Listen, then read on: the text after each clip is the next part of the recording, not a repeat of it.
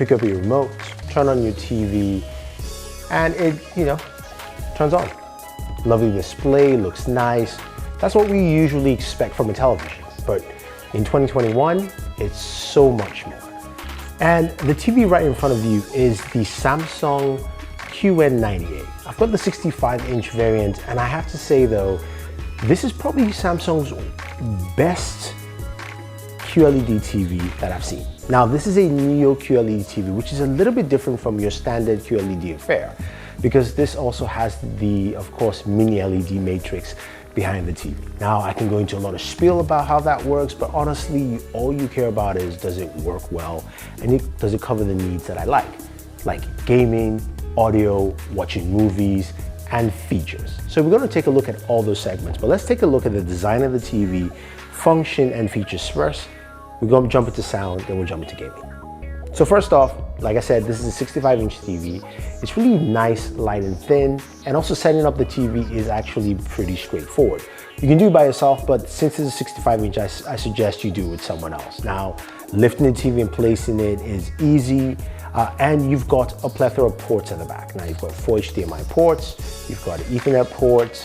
This TV doesn't have the one connector box, which is a bummer. I really like that from Samsung. But that being said though, it's easy to connect all your components to this TV and get things running. Now, one of the simplest parts and the most important part of the TV is the remote control. And Samsung's remote this year has taken things to the next level. Now, we've seen other companies talk about their remotes for smart TVs and functions, but the remote from the Samsung TV stayed true to being simple, effective, and honestly, I like it. It's super light. This remote doesn't have a replaceable battery anymore. It does come with 2 charging options, which is really important. One is USB Type-C port at the bottom of the remote, which is great. And also there is a solar panel. And you're going, like, really? Why a solar panel? Well, this charges with indoor lighting, which means you never have to charge this again. Now, I've been using this TV for roughly around 2 weeks, maybe 3. Haven't had to charge it at all. And I'm sure if I continue using it, if I get to keep it, that I probably won't have to charge it, period. Now, the remote's very simple and easy. Gives you a couple of options to access a few things that I think are really important.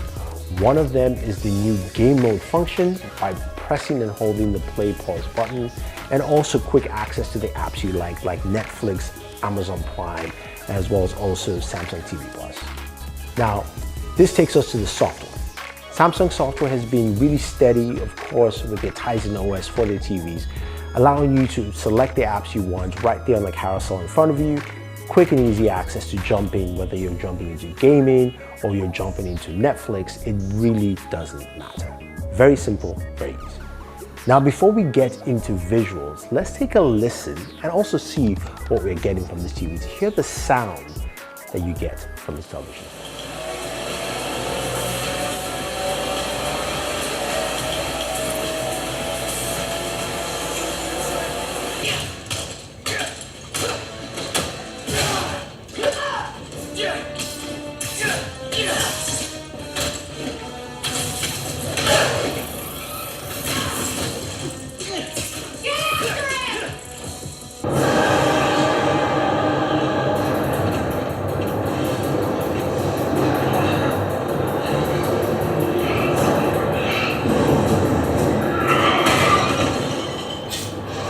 Okay, look, honestly, this TV sounds great.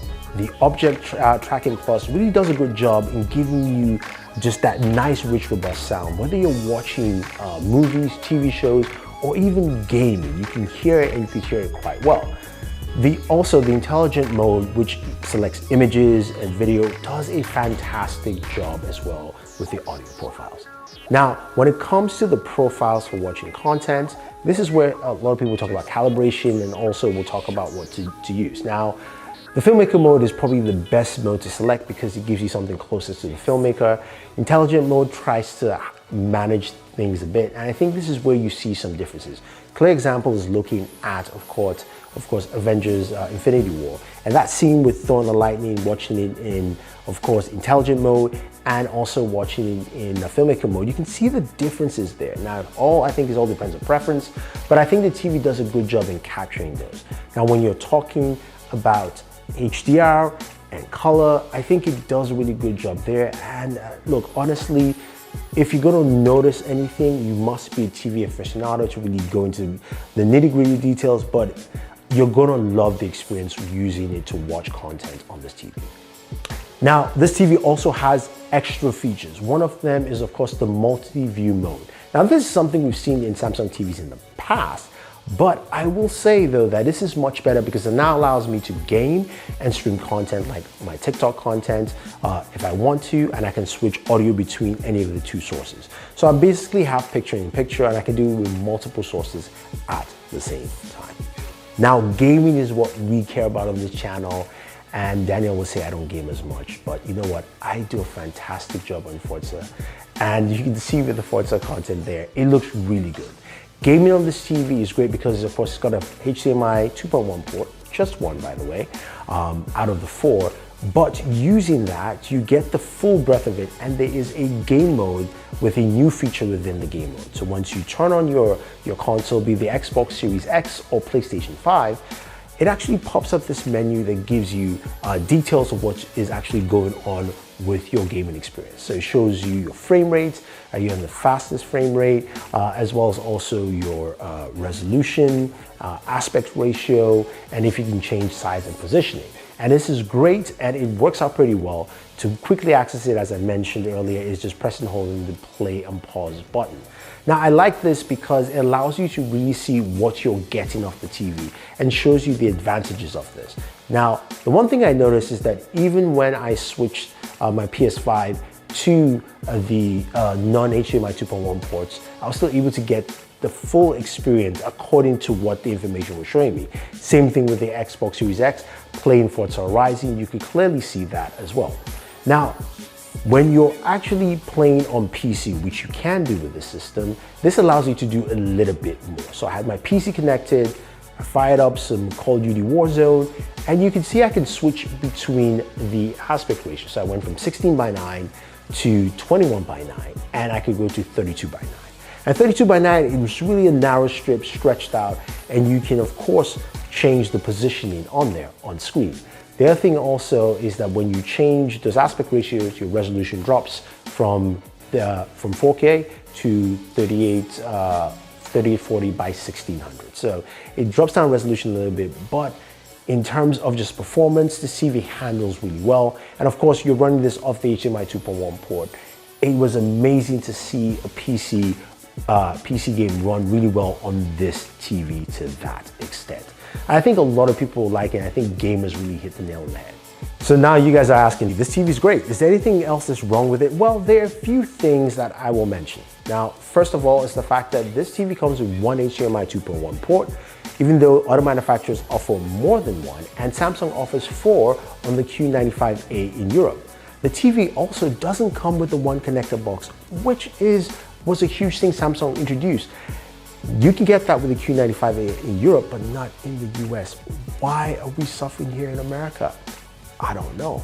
Now, the other thing also is that it doesn't support Dolby Atmos, and I think it's about time Samsung does that because Netflix and Amazon Prime Video and all the other services support Dolby Atmos, and it would be nice to see that support for at least Dolby Atmos and HDR10+. So I'd like to see that there.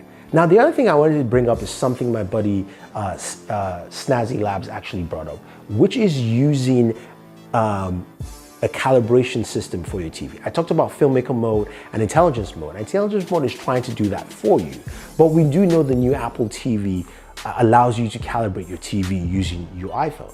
Samsung has this ecosystem with the Galaxy devices, and we know Samsung TVs are rated one of the best TVs on the planet, so why not us use our Galaxy phones to calibrate our TVs? I think it makes perfect sense. I think it's something that should happen. Hopefully Samsung thinks about that and finds a way to do that quite easily so that users can get the best viewing experience of this television. Now, that being said though, I really like this TV, and if you're looking for a TV to pick up now that gives you excellent picture quality, daytime viewing, nighttime, watching video, movies, content, gaming, I think the Samsung Neo QLED TV, the Q90A, is the TV you should pick up. Now, it's probably the best QLED TV I've seen on the market, and I will definitely recommend it. So if you guys have any questions or any comments, let me know.